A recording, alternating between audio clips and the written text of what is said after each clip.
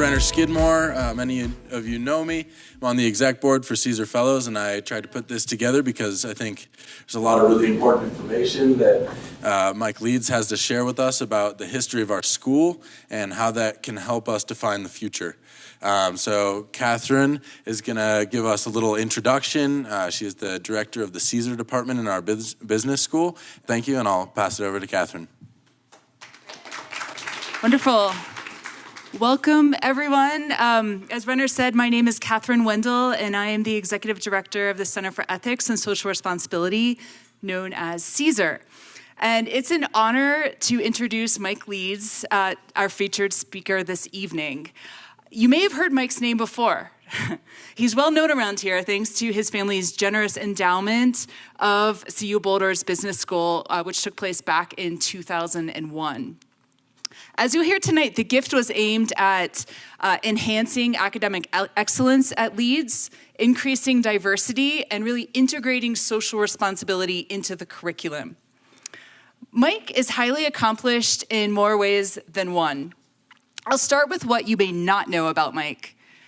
Mike has served as the editor of Parachutes magazine and has had 550 skydives, including jumping off El Capitan in Yosemite, and I have seen the photos. Twice, not once, but twice. And then after a 40-year jumping hiatus, Mike completed his most recent jump just last year with his daughter, Tracy. Mike also is a ski instructor at Beaver Creek in the winter. And so here's some things that you may know about Mike. He earned his BS in Business Administration from the University of Colorado at Boulder in 1974. Mike held a variety of jobs after graduating. He worked in real estate, he worked in sales. According to Mike, he didn't sell anything. Eventually, Mike joined his family business, CMP Media, which was highly acknowledged as a great place to work and a company focused on values and principles. Mike led the company from 1988 to 1999, and he took the company public and reached nearly $500 million in sales. The Leeds School of Business was established based on his company, CMP Media's success, its values, and its principles, and we are so grateful to have Mike Leeds here tonight to tell us about this. Thank you. Can you all hear me okay? Great, thank you. Well, so this all started, this being this little get-together, because Catherine and I were talking to Renner, and then Renner and I had another conversation, and we stopped talking about skiing long enough to talk about some of the organizations. He talked about his experience with CESR and the Leeds student government and CESR Fellows, and I said, well, if you ever want me to talk to any of that group or all of them, you know, I'd love to do it, because I used to speak to all the freshmen, and it used to be a big class, so it was easy to do, and that fell apart. So I'm really happy to be here.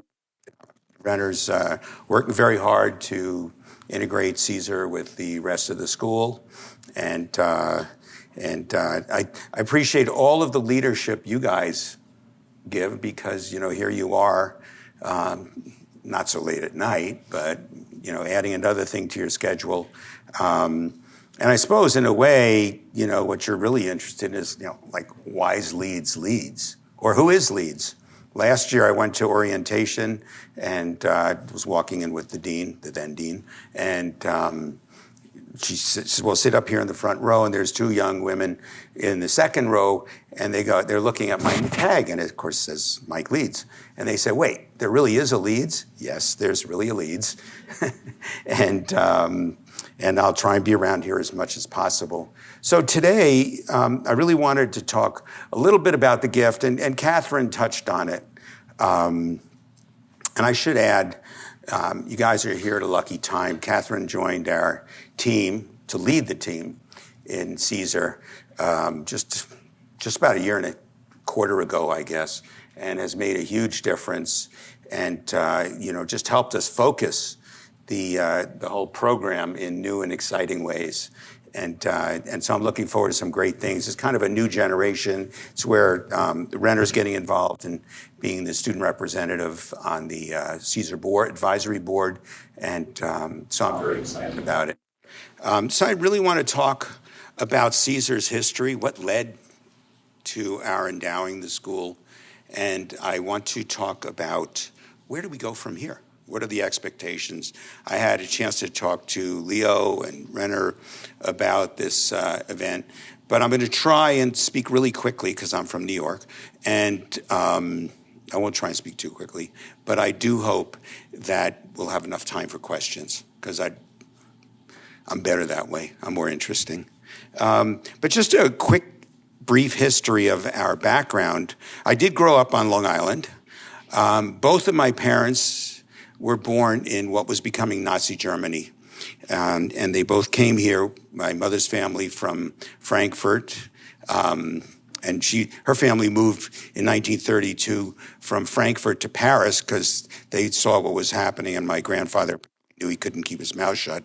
So she grew up for about 6 or 8 years in Paris. My father's family was in Hamburg, and they left later. And they got my grandfather's secretary moved to the United States, sent him a letter, and said, "Look, you got to get out of there. You don't know how bad it is." And luckily they took heed. But they were there. Today's, I think, November 9th. You may have heard of Kristallnacht, November 10th. That was the night the Nazis really started an uprising, and they had their thugs and people that were aligned with them go and destroy Jewish businesses, Jewish homes, and the temple. And my father always talked about the day after Kristallnacht, cleaning up the temple and all the broken glass. And a little while later, they were fortunate. They got on a freighter, and they came to San Francisco, and he really succeeded quite well, as did my mother in the United States. That background was really what established for both my mother and father a real focus on equity and equality and social justice before it was a term. And in my mother's case, in particular, she was very hard focused on gender equality. And, she had a very good story about how people were paid differently at Bell Labs, which was the big telephone company back then. She was a mathematician. My sister was the first girl in New York State to play Little League. And so there's been a lot of involvement in our part. And it's also, especially I think in these times, it's important to reflect on how do countries go wrong. And it all starts with bad leadership and leadership that's not driven by values. Anyhow, they came here. They understood equity and equality. They also understood the value of a great education, because an education is something you can take with you and you can apply in very, very different ways. So that was kind of the background. And another thing very tied to the Leeds School is my father especially was very driven by being an entrepreneur. And the U.S. Army in the war, the war that we've had lots, I guess. But in World War II, the Army trained him to be an engineer and to run a radar station, which turned out to be on the coast of California. But so he understood electronics, and he understood and had the spirit of adventure to start companies. And we value that. Here we are in engineering attached to Leeds, so you know the impact that entrepreneurship has had, and all of you have that beautiful building to go to in the middle, and that really speaks to that merger. So Catherine told you a little bit about our company, and I'll tell you it was an entrepreneurial company. It's the American dream. My parents came to this country, and this was probably the 5th or 6th company they had started. Half of them worked and half of them failed. The one before CMP failed in less than a year. My father was rooting around for things to do. My grandmother lent me the money, although she never made me pay it back, so I could go to CU. I was a freshman in Boulder, came home from my first year at college, helped my father put out the first issue of the first newspaper of a company called CMP Publications, which later became CMP Media. So we started a newspaper for people that wanted to sell products in the electronics market, because that's what my father had done for a long, long time. About 13 years later, after graduating from Boulder and working outside the company for 10 years, I had gotten experience in the travel business, and I decided I wanted to start a business newspaper called Business Travel News, and taking advantage of some of the things that had gone on, deregulation in the airlines and car rental companies. And so I joined the company, and in the process, as the company had been going on, I'd been involved when we wrote principles.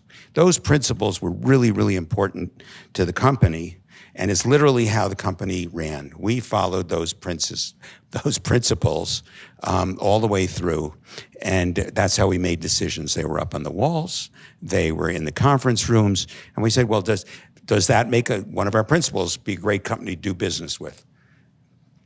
So we were making a decision. Did it make us a great company or a better company to do business with?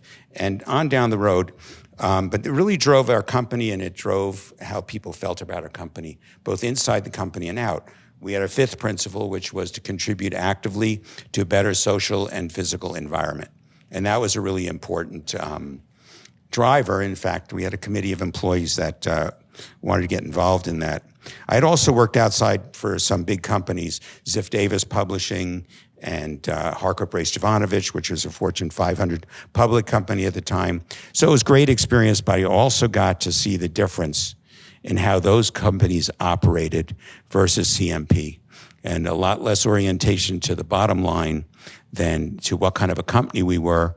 And we felt that our growth in sales and profits were the outcome of being a great company. And I was there for about 4 years, and my parents said, look, the company's now 17 years old. We're going to step out of the day-to-day business a year from now. We want you to run the company. I had one brother. I'm the oldest of five, but my middle brother, Dan, he was also working in the company. For some unknown reason, my parents came to me and asked me to run the company, and I got consultants. I reorganized the company. And so when I took over the company, we had 1,000 people. We did $100 million in sales and made about $3 million a year. Fast forward 9 years, and we took the company public, and it was quite a wild ride. The stock was up, it was down. When we went public, it was at $22 a share. The highest it went was $29, and the lowest it went was $8. So my CFO at $8 bought $500,000 worth of stock. But we sold the company at $39 a share, almost just under $1 billion. And at that point, we had 2,000 people. We were doing $500 million in sales. I like to call it $500 million. And we sold it for just under $1 billion. That gave us a lot of options. We gave a $50 million gift from the stock that our family owned to our employees. And one of my proudest accomplishments was that CMP was in Fortune magazine's 100 best companies to work for in the U.S. CMP was number 39, right ahead of Microsoft. So, which I like to remind Bill Gates about. So anyhow, we had a great company, really, really focused on values and principles, integrity, and I sold it.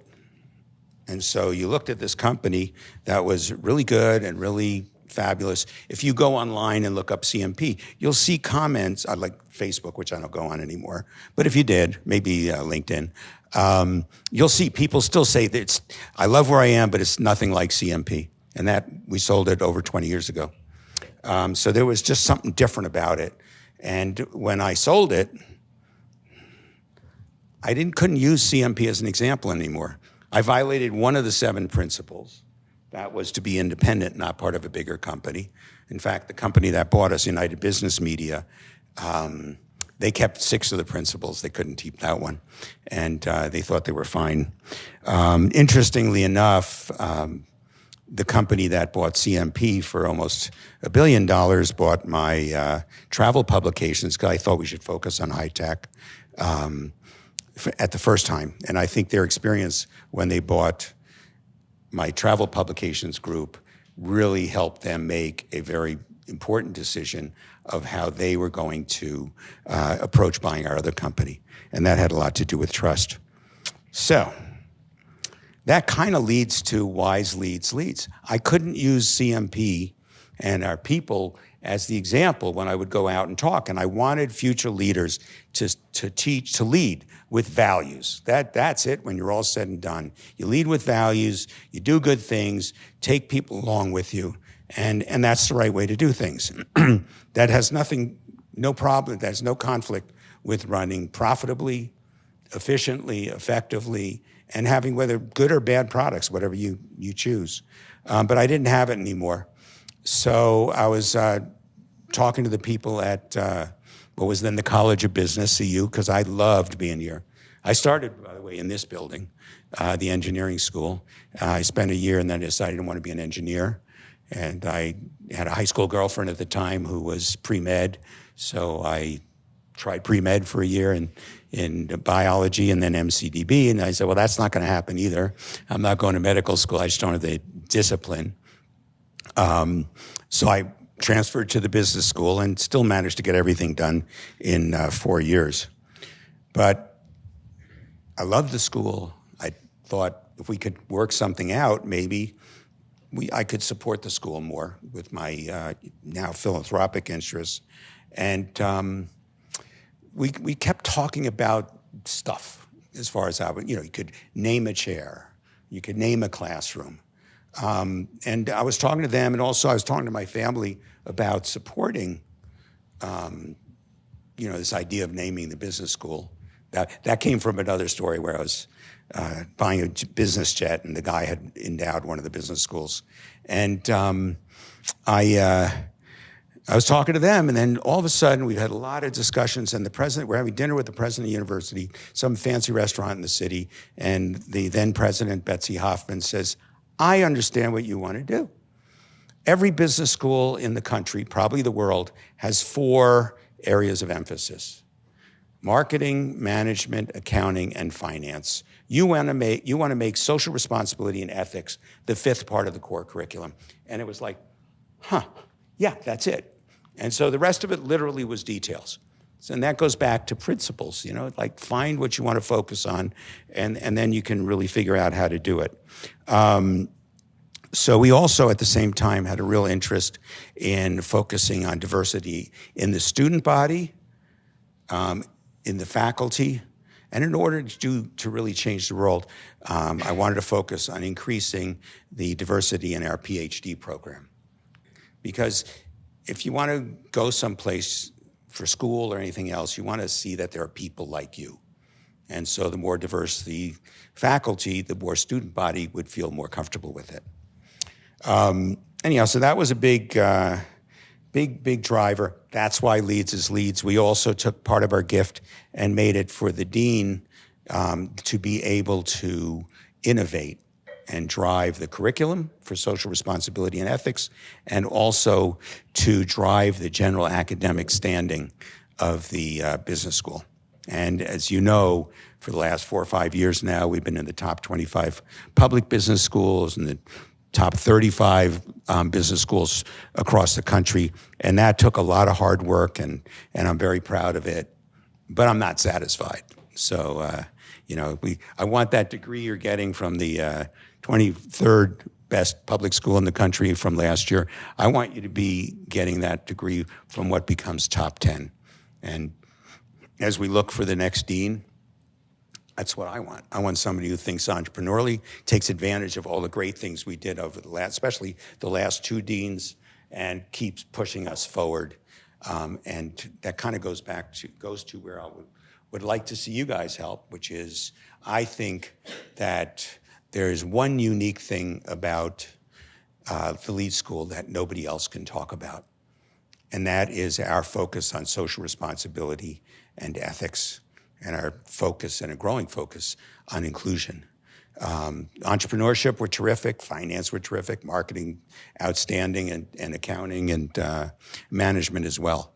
But there's a lot of schools that can say that, and very few are willing to, put their ass on the line to talk about social responsibility and ethics and sustainability. Some of the things we're doing with the UN program, some of the things we're doing across campus, I think are really exciting and will help us play a bigger part in it.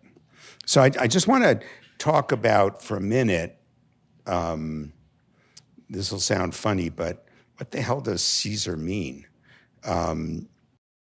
CESR, so in 2001, right after 9/11, I guess most of you weren't born. You were. The master's students were.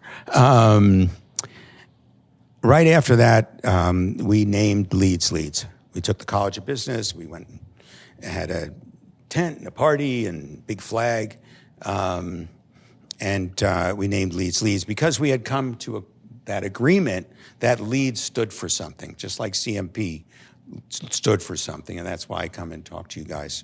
But we didn't know quite how that whole program and curriculum and social responsibility was going to go, and so we had like a not much of a start. And then a couple of years later, a woman named Donna Sackel, which was a forerunner to what Catherine's doing now, she launched our Introduction to Business program, and then she launched really what became the CESR. That was our real focus on social responsibility and ethics. A class your freshman year, class your junior or senior year that is totally focused on it, and some component of social responsibility and ethics in every class you take at Leeds. So that was their commitment, and we wanted to hold them true to that. Donna Sackel drove that. And so the first meaning of CESR was the curriculum emphasis in social responsibility. So CESR was focused on our curriculum, and we were teaching the courses in ethics and social responsibility. A little while later, one of the deans came and said, what you're doing is more important, and you should focus on having a broader reach, and including outreach to students and student programs. And then it became the Center for Ethics and Social Responsibility, still CESR. And it really remains that way today. But one of the big recent changes about 4 years ago is that CESR at one point was doing the teaching of ethics and social responsibility and sustainability courses, as well as doing the student programs. A lot of you may have become familiar with probably talking to Justine or Taylor. And the CESR Fellows is a good example, our certificate in social responsibility. So but we had a terrific teaching program. And so the next version is that out of CESR, we launched an academic division, which is kind of that fifth one, although we have a few more of the two now. And that's our division of social responsibility and sustainability. Now, I believe you'll notice that their courses have the acronym CESR. So hopefully that'll stay. But we spread out, and so we have that much more reach now, and we have professors joining because they want to be in that group, and they work together. And one of our jobs is to help them all work together. So that's a more recent thing. Another more recent thing is, probably the last 10 years, is a focus on an educational path, so you can get an SRS type of pathway. I'm not sure what all the names are called, organic and food, but we want you to be able to specialize in sustainability and ethics and social responsibility, as that's become more a core importance to more companies. And we're doing the same thing in the master's programs. But that's a really important part of how we grow, is academically and in our programs. And last, and certainly not least, two young ladies I was talking to before, you were saying, well, yeah, we're already going to the career programs or career fair. And one of our really, really big focuses is that we help you find jobs. Internships, certainly between your junior and senior year, and hopefully between your sophomore and junior years, and especially within the master's program as well. Because in the end, you're going to learn a lot, you're going to have a lot of great experiences here, but in the end, you want to come out and establish yourself on a terrific career. And so our focus has become that way. I think I mentioned to you guys before, two deans ago, Dave Eikenberry established the goal that 90% of our graduates would have a job within 90 days of graduating. And we've generally exceeded that with a little aberration for COVID. So,